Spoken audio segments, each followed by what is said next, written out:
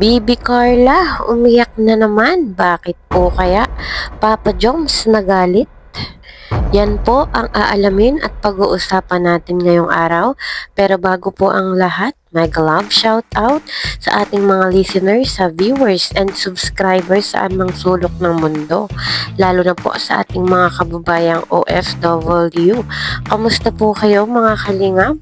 At kung bago ka pa lang sa aking munting YouTube channel, huwag ka nang mahiyang mag-subscribe, like, share, and comment. Huwag mo na rin kalimutang i-click ang notification bell nang sa ganon ay updated ka sa aking mga paparating na video. At syempre, patuloy po nating suportahan si Kalingap Rab at ang ating ama ng Kalingap, ang nag-iisang founder, si Kuya Val Santos Matubang. Kung maaari po ay no skip ads nang sa ganon ay mas marami pa tayong malingap na nangangailangan at konting paunawa po. Kung maaari ay tapusin nyo muna ang kabuoang video nang sa ganon ay akma ang ating mga komento. At yun nga po mga kalingap, umiyak na naman po si Bibi Carla at agad namang to the rescue ang kanyang agom. At para po sa mga hindi updated sa nangyari, ay napaiyak nga po si Bibi Carla dahil sa pambabash. Nabash nga po itong si Bibi Carla dahil marami pong nagpalipad at nagbigay ng pakulay nung last na nag-live po siya. Bukod doon ay meron daw pong isang reactor na nag-react sa kanya at kung ano-ano daw po yung sinasabi. At umani nga po ng pambabash si Bibi Carla dahil bakit daw po pinapaliparan ito ay hindi naman daw po ito nag-charity. At kung nakaabang nga po kayo dun sa live ni Bibi Carla ay talagang marami nga pong nagpalipad at nagbigay ng pakulay.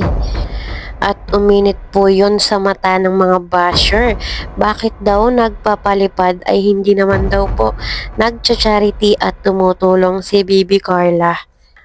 At agad naman pong to the rescue ang kanyang agom at sinabi po na nagcha-charity daw po si Bibi Carla nang walang camera. Iba daw po yung kanyang pagcha-charity. Sa katunayan nga po ay bago matapos yung taon ay namigay ng pang-Noche Buena si Bibi Carla kasama si Papa Joms. Kaya sa mga basher dyan na nambabash kay Bibi Carla, ano naman po, kung maraming nagpapalipad dito kay Bibi Carla, yun naman po ay deserve niya. Patunay lang po yon na maraming nagmamahal kay Bibi Carla at mabait ito. Kaya wala po kayong dapat ikagalit o ikainis kung maraming nagmamahal dito kay Bibi Carla. Suportahan nyo na lang po. Kaya wala po akong nakikitang mali. Tulad nga po nung sinabi ni Kalingap Jomar, si Bibi Carla ay estudyante pa lang. Kaya hindi nyo po masyadong nakikita yung kanyang pag-charity. Dahil focus muna siya sa kanyang pag-aaral. Pero kahit papaano ay nakakatulong siya. Hindi nga lang po ninyo nakikita. Kaya sa mga basher dyan, wag po kayong masyadong mambash.